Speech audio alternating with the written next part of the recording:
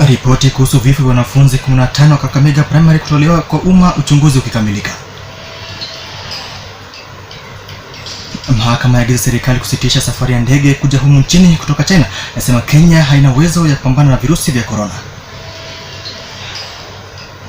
Mwanaume apiga mkewe hadi kufariki kabla yeye kujitoa uhai.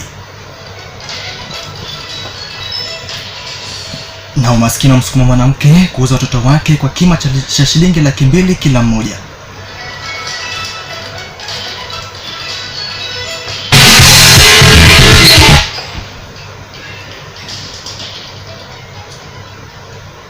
Hujambo na karibu popote ulipo katika daftari la Mustard FM awamu hii ya saa 1. Jina langu ni Kevin Ochieng.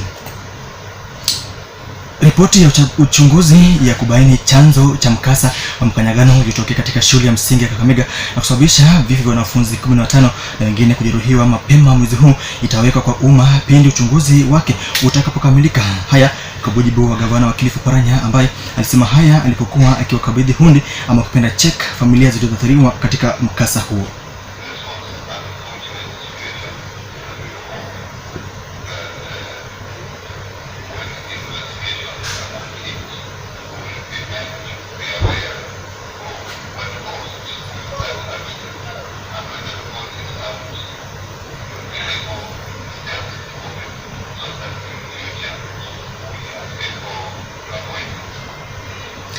Gavana Oparanya hata hivyo amewakashifu wanasiasa wa eneo hili la Kakamega ambao wana mazoea kupenyeza siasa kwenye masuala ya msiba wa aina hiyo badala ya kusaidia, akiwataka wanasiasa hao kukomesha hulka hiyo. Jumla ya shilingi bilioni 6,50,000 zimegawiwa familia zilizoathirika kwenye mkasa huu. Takriban shilingi bilioni 1.4 zilitumika kugharamikia mipango mazishi ya wanafunzi hao, ikiwemo pesa za kuhifadhi maiti na shilingi 24,000 ambazo zilitumika kununua jeneza za waathiriwa hao. Kila familia imefidiwa kima cha shilingi 300,000 kila moja kusimamia gharama ya watanga, huku kamishna wa kaunti ya Kakamega Polindola akisema kuwa serikali itaendelea kusimama nao na kuwafariji. Sasa huo umezishukuru serikali kuu na ile ya kaunti kusimama nao wakati tukio hilo lilipotokea na kutaka kuharakishwa uchunguzi wake ili kubaini chanzo cha mkasa huo. Obadia Luvisia ni mmoja wa wazazi walioathiriwa. Mwanaume mmoja wa umri wa makamu kutoka nchini China ametengwa katika mtaa wa Sidai ulioathiriwa kwa uchunguzi zaidi wa kiafya kwa hofu kuwa raia huyo wa China ana virusi vya hatari vya corona.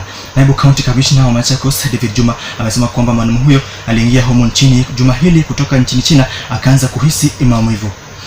Na tukisalia kwa masuala hayo ya corona, ni kwamba mahakama imeagiza waziri wa afya, waziri wa uchukuzi na yule masuala ya kigeni ama masuala ya nchi za kigeni kuwasaka abiria wote 239 waliofika humu nchini kutumia ndege ya Southern China ili kuwatenga katika maeneo maalum kwa siku 14. Jaji James Makau amesema kuwa abiria hao wanapaswa kutengwa katika kambi ya wanajeshi ya KDF ili kuzuia kusambaa kwa virusi hivi vya corona. Makau ametoa agizo hilo baada ya kesi 2 tofauti kuwasilishwa mahakamani kutaka serikali ishurutishwe kusitisha safari zote za ndege kutoka nchini China kuja humu nchini. Jaji Makau aidha ameagiza kusitishwa kwa safari za ndege zinazotoka Uchina, akisema kuwa Kenya haina uwezo wa kukabili ugonjwa huo hatari. Jaji huyo ameagiza kesi hizo 2 kusikizwa tarehe 3. Jaji huyo ameagiza kesi hizo 2 kusikizwa tarehe 3 mwezi Machi. Miongoni mwa waliowasilishwa kesi mahakamani ni chama cha mawakili LSK.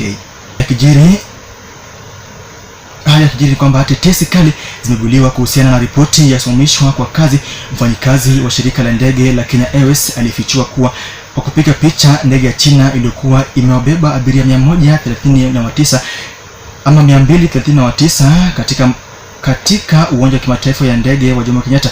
Senator Makueni Mtula Kilonzo Jr. ameteta vikali kuhusiana na swala hilo, akisema kuwa ni ukiukiaji mkubwa wa haki zake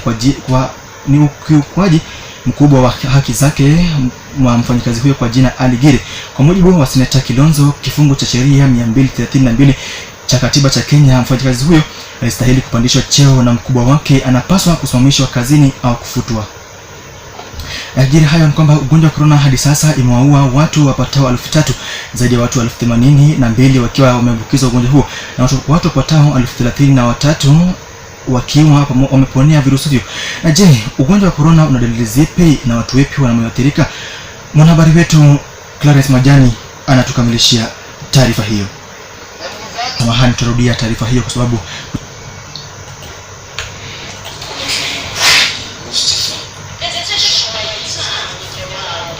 ripoti ya jopo kazi iliyoteuliwa na Rais Uhuru Kenyatta kuchunguza changamoto zinazokumba sekta ya sukari nchini na iliyokabidhiwa Rais Uhuru Kenyatta na naibu wake William Ruto mapema wiki hii imechapishwa rasmi hii leo. Hata hivyo, wakulima wa miwa hawajaridhishwa na baadhi ya mapendekezo yaliyomo kwenye ripoti hiyo, ikiwemo lile la wakulima ama lile kujumuisha maeneo kwa kikundi kimoja maarufu zoni. Wakulima hao wanataka biashara ya miwa iwe huru na kuruhusiwa kuuza miwa yao kwenye kampuni tofauti wanazopendelea. Aidha, wanataka mapendekezo kama vile kutoza ushuru kwa sukari inayoagizwa nje ya taifa, kubinafsishwa kwa viwanda vya umma ili kuboresha utendakazi, pamoja na kubuniwa kwa sheria za kudhibiti mauzo ya serikali kutekelezwa kikamilifu. Mwanaume mmoja mwenye umri wa miaka 42 ameamua mkewe kwa kumpiga kwa kifaa kibutu kichwani na kisha akajitia kitanzi usiku wa kuamkia hii leo katika eneo la Bonde Ngong, kaunti ndogo ya Kajiado Kaskazini, kaunti ya Kajiado. Majirani wanasema kwamba ingawa wawili hao wamekuwa na migogoro ya kifamilia kwa muda, hawajafahamu hasa kile ambacho kilichochea mwanamume huyo kuumua mkewe.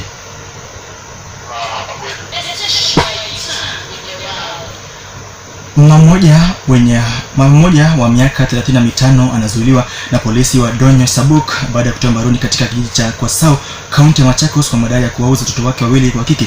Akithibitisha kisa hicho, naibu kamanda wa polisi eneo la Matungulu Jackson Sang amesema kuwa mshukiwa huyo Rebecca Muturo Mulinge anashukiwa kuwaondoa watoto wake shuleni kabla ya kuwauza. Sang amesema kuwa kwa sasa wanaendeleza uchunguzi kubaini walikopeleka watoto hao wa umri wa kati ya miaka 15 na 17 mtawalia.